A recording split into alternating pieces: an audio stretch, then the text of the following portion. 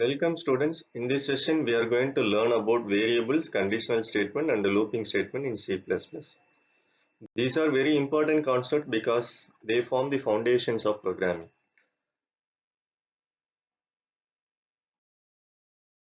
So let us understand what a variable is. A variable is a named memory location used to store data. Think of it like a container that holds a value.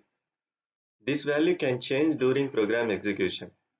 That's why it is called a variable. For example, int age equal to 20. Here int is a data type, age is a variable name, 20 is a value stored.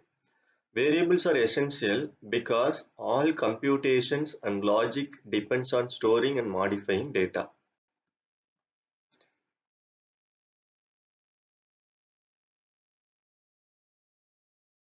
Now let us see why variables are important. Variables help us to store input. They are used to perform calculations. They also help in controlling program flow, meaning decision depends on variable values. Variable improve code reusability or code readability, making program easier to understand. Finally, they allow data reuse, so we don't need to write the same value again and again. So variables are the backbone of any program. Let us now look at the syntax of declaring variables. The general syntax is data type space variable name followed by semicolon.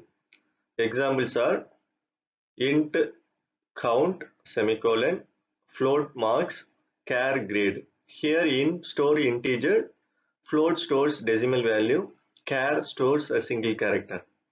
Declaration means we are telling the compiler what type of data we will store. We can also assign value at the time of declaration, that is called initialization. Examples are int x equal to 10, float salary equal to 25,000.50, char ch equal to a. Here we are both declaring and assigning values in one step. This makes the code shorter and avoid errors. Always try to initialize variable when possible for better programming practices. In C++, there are different types of variables. These includes local variable, global variables, static variables, instance variables, constants variables. Each type has a different purpose and scope. In these slides, we will understand each type one by one with example. Let us understand local and global variables. A local variable is declared inside a function. It can only be used within that function. A global variable is declared outside all functions. It can be accessed anywhere in the program.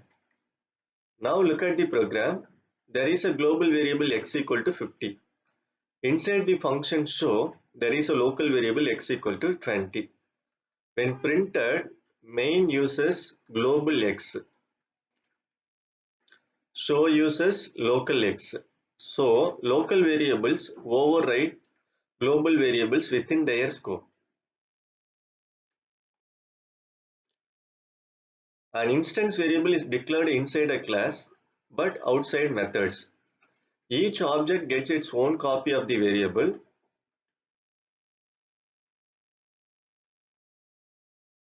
In the example, we have a class student with a variable roll number.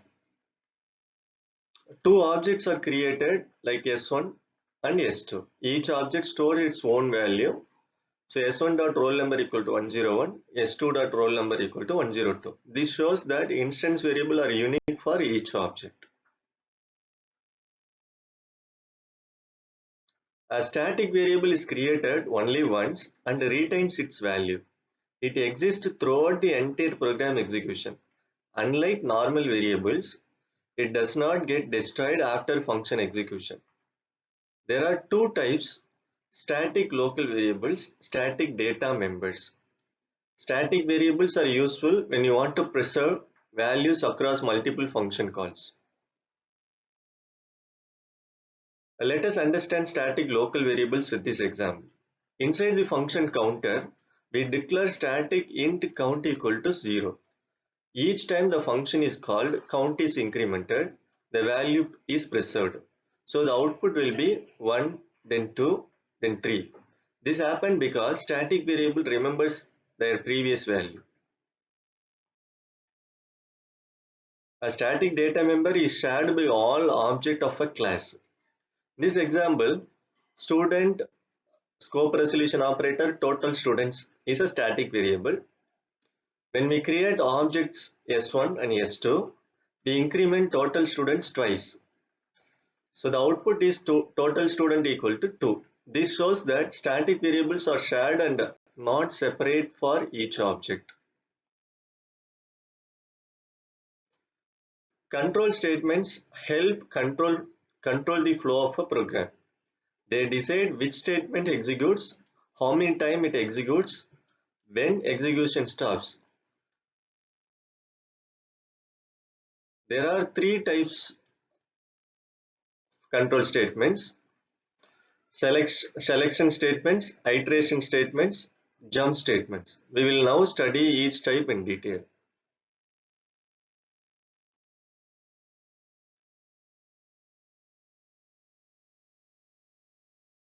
Selection statements are used for decision making. They execute code based on conditions. They include if statement, if else statement, else if ladder, nested if, switch.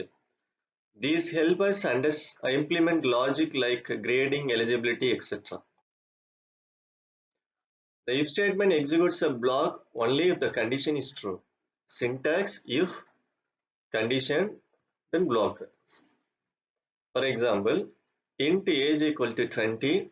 If age is greater than or equal to 18, it prints eligible to vote. If the condition is false, nothing happens in this example. So, if it is used for simple decision making. The if else statement is used for two-way decisions. If the condition is true, one block is executing, otherwise the else block executes. In this example, check whether a number is even or odd. If num mod 2 equal to 0, it is even, else it prints odd number. This ensures one of two blocks always executes. So in this program, we take input from the user by seeing n reads a number. If n mod 2 equal to 0, then it prints even, else it prints odd. So the modulus operator gives the remainder. If remainder is 0, the number is even. This is a very common beginner program. The else if ladder is used for multiple conditions. Only the first true conditions is executed. Example, if marks greater than or equal to 90, it prints grade A. Else if mark greater than or equal to 75, it prints B. Else it prints grade C. This is useful in grading system and multi-condition problems. A nested if means a if statement inside another if statement. First it checks this program. First check age greater than or equal to 18. Then check if the person has ID. Only if both conditions are true, access is allowed. This is used when decisions depend on multiple conditions. A switch statement is used for multiple choices. Instead of many if-else statements, switch is cleaner. In this example, a choice equal to 2. So case 2 prints coffee. So each case ends with the break to stop execution. If no case matches, default will be executing. The looping statements are used to repeat a block of code. They reduce code duplications and make programs efficient. There are different types of looping statement: for loop, while loop, do while loop. Now let us understand each loop with example. The for loop is used when the number of iteration is known. The syntax of for loop: for initialization, semicolon, condition, semicolon, increment or decrement. For example, for int I equal to 1, I less than or equal to 5, I plus plus, this prints number from 1 to 5. So steps, first initialize I, then checks the condition, then executes, then it goes back to the increment. So this repeats until the condition becomes false.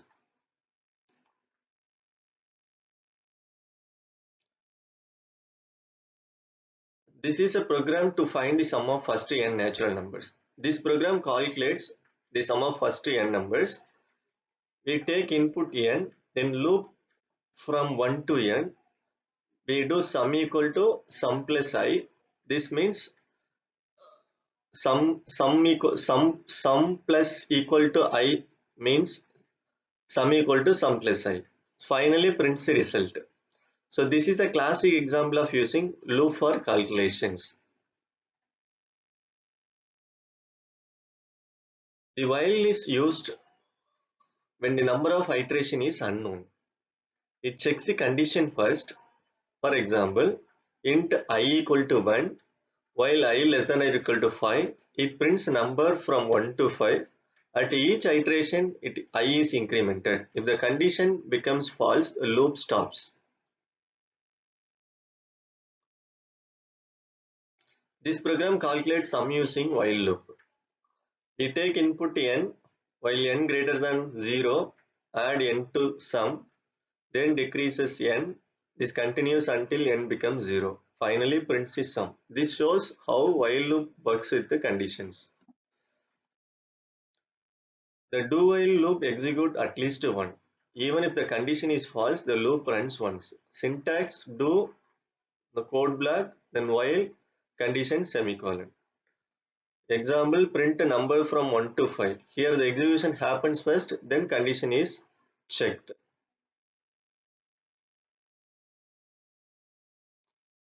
This slide shows the difference between while and do while. In while, condition is checked first, but in do while, condition is checked after execution. So while may not execute, do while execute at least one. Also, do while requires a semicolon at the end. The jump statements transfer control in a program.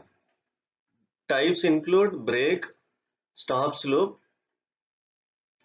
continue, skips iteration, go to statement, jumps to label, return statement, exit function. Example, break stops loop when I equal to 3 in the first example.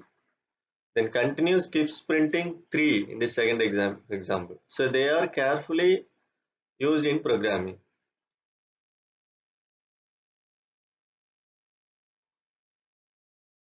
So these are now practice questions for understanding all the topics discussed in the session.